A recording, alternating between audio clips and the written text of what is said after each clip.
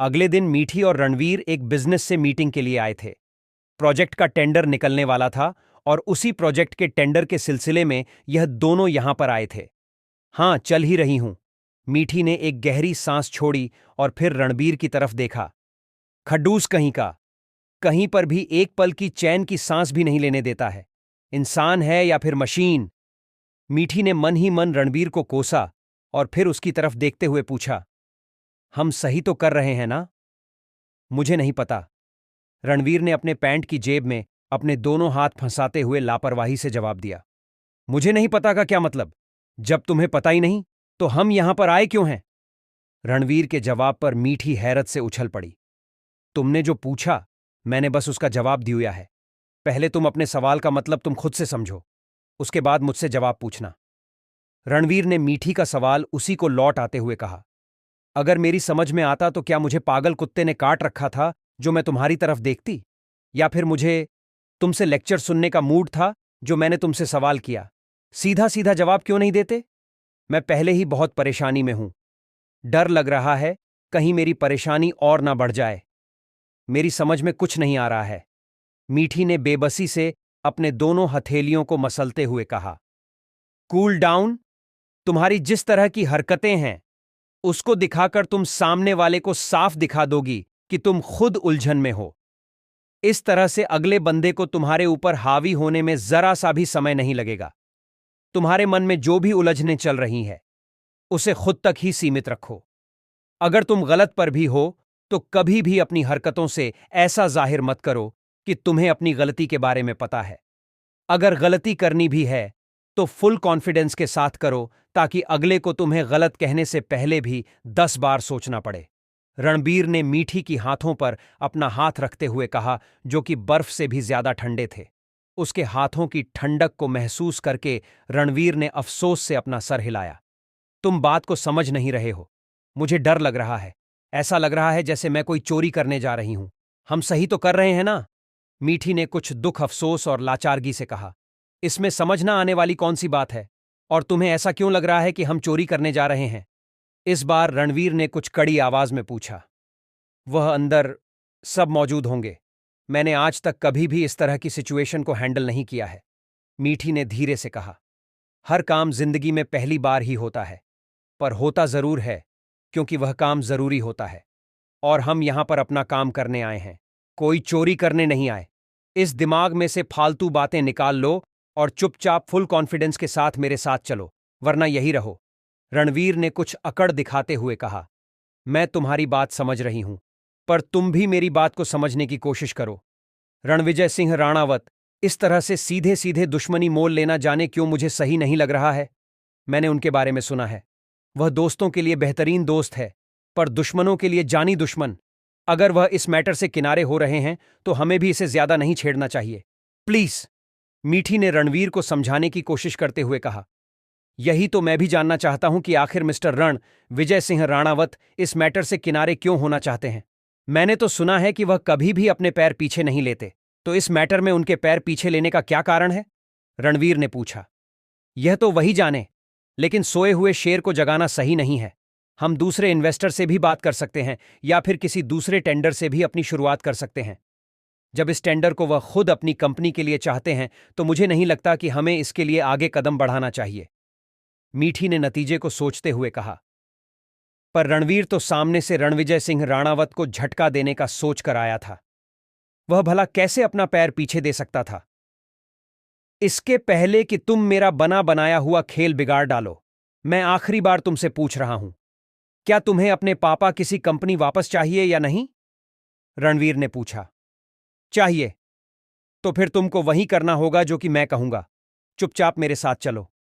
रणबीर ने मीठी का हाथ पकड़कर लगभग खींचते हुए कहा। बस एक बात बताओ, तुम्हारा होमवर्क तो पूरा है ना? कॉरिडोर में चलते हुए रणवीर ने मीठी से पूछा। मीठी ने हां में सिर हिला दिया, लेकिन फिर भी जाने क्यों वह कॉन्फिडेंट नहीं हो पा रही थी। क्या हुआ? यहां क्यों खड़ी हो? अंदर चलो। रणवीर ने मीठी को इंटरगेट पर ही खड़े देखकर कहा। आज एक हाउसिंग अंदर बड़े से कॉन्फ्रेंस हॉल में इंडिया के अच्छे अच्छे बिजनेसमैन इकट्ठा थे। यह हाउसिंग प्रोजेक्ट काफी बड़ा था, तो सबने अपनी अपनी आवश्यकता और अपनी अपनी जरूरत के हिसाब से टेंडर अप्लाई किया था। टेंडर खुलने में अभी 5 मिनट का समय बाकी था। रॉयल्स राजपूताना ग्रुप से अभी तक कोई नहीं आया। रणबीर ने धीरे से मीठी के कानों की तरफ झुकते हुए कहा, जो कि फाइल खोले हुए रणबीर को कुछ अपडेट दे रही थी। पता नहीं, कोई जाना पहचाना चेहरा तो दिख नहीं रहा है। हो सकता है कि उनका कोई रिप्रेजेंटेटिव आया होगा जिसे हम नहीं पहचानते होंगे। वैसे भी यह टेंडर वगैरह का डिपार्टमेंट शिवम जीजू देखते थे, पर फिलहाल वो घर पर से ही ऑफिस का काम कर रहे हैं। मीठी ने अपने आसपास देखते हुए कहा, वरना यह सोचना कि राजपूताना इस टेंडर में भाग नहीं लेगा, ये बेवकूफी होगी। मीठी ने इस बार कुछ जताते हुए यह बात रणबीर की तरफ देखकर कहा। मीठी का यह अंदाज देखकर रणबीर हल्के से मुस्कुरा दिया। तुमसे यह किसने कहा कि मुझे राजपूताना का इंतजार नहीं है? अगर मुझे राजपूताना के आने का इंतजार नहीं होता तो मैं समय से आधे घंटे पहले यहां आकर बेवकूफों की तरफ बैठा हुआ नहीं रहता। लड़ने का मजा तो तभी है जब सामने वाला बराबरी का हो, और यहां पर मौजूद कोई भी मुझे अपनी बराबरी का नहीं लगता। अपने चेयर के बाह पर आपने कोहनी को टीका कर दाहिने हाथ की 2 उंगलियों को अपने होठों पर खेलते हुए रणबीर ने फुल कॉन्फिडेंस के साथ कहा, मेरा तो दिल जल जाता है तुम्हारा यह कॉन्फिडेंस देखकर। कहीं रणविजय सिंह राणावत को देखकर तुम बेहोश ना हो जाना। फाइल बंद करते हुए मीठी ने कुछ चिढ़ के साथ कहा। उसे रणबीर की हरकतें जी जलाती हुई लगती थीं। बेहोश और मैं, गजब मजाक है। रणबीर लगातार मुस्कुरा रहा था। एक बात बताओ, तुम्हें सैलरी सिंह अंपायर की तरफ से मिलती है या फिर राजपूताना की तरफ से? रणवीर ने मुस्कुराते हुए मीठी से पूछा, लेकिन उसकी मुस्कुराहट जहर से बुझी हुई थी, जिसको देखकर मीठी सुलग रही थी। मुझे सैलरी कोई नहीं देता, ना ही मैं राजपूताना के साथ में काम नहीं करती हूं और ना ही उसके लिए करती हूं।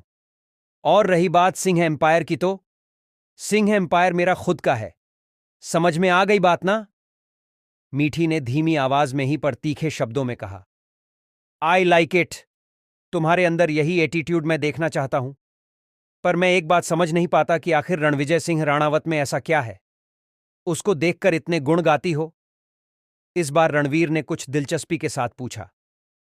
क्यों, तुम्हें जलन होती है क्या? मीठी ने तपते हुए पूछा। नहीं, मुझे जलन क्यों होगी?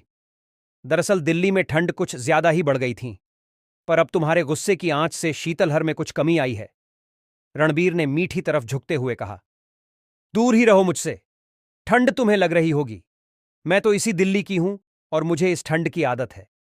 और रही बात रणविजय सिंह राणावत की, तो उसके गुण सिर्फ मैं नहीं गाती, बल्कि पूरा इंडिया गाता है। कभी आमने सामने उनसे मिलकर देख लेना। उनके फैन नहीं बन गए तो फिर बोलना।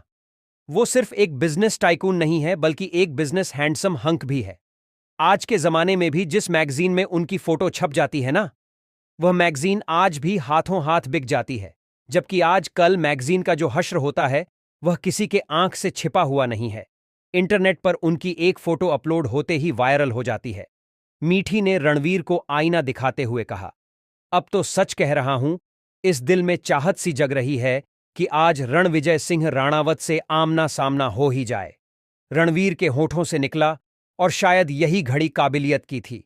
उसी समय रणविजय अपने असिस्टेंट के साथ कॉन्फ्रेंस हॉल के अंदर दाखिल हुआ। रणविजय को देखते ही सारे बिजनेसमैन एक साथ उसके सम्मान में खड़े हो गए। रणविजय धीरे से मुस्कुरा दिया। न जाने रणविजय की शख्सियत में वह दम था या फिर कोई अनजान डोर, जिसने इस तरह से दरवाजे पर खड़े रणविजय को देखकर रणबीर को भी अपनी सीट छोड़ने के लिए मजबूर कर दिया था। रणबीर उसके सम्मान में अपने जगह से उठकर खड़ा हो गया। मीठी पहले ही खड़ी हुई थी। दरवाजे पर खड़े होकर रणविजय ने पूरे कॉन्फ्रेंस हॉल पर एक नजर डाली। ऐसा लग रहा था जैसे कि वो खुद इस कॉन्फ्रेंस हॉल में किसी को खोज रहा है। तभी उसकी नजर एक कोने में खड़े रणबीर के ऊपर गई। आज पहली बार रणबीर को इस तरह से अपने सामने खड़े देखकर रणविजय के होंठ मुस्कुरा उठे और आंखें अपने आप भीगने लगी थीं। अचानक से दिल की धड़कनों में शोर सा उठना शुरू हो गया था। दिल कह रहा था कि सब कुछ भूल जाए, बस एक बार अपने बेटे को अपने सीने से लगा ले, और यही हाल शायद रणबीर का भी था। दोनों अपनी जगह कुछ देर के लिए जम से गए थे। आज पहली बार दोनों बाप बेटे आमने सामने थे। यह एपिसोड आपको कैसा लगा, कमेंट करके जरूर बताएं। मिलते हैं अगले भाग के साथ। तब तक के लिए वीडियो को लाइक और चैनल को सब्सक्राइब करना मत भूलिएगा।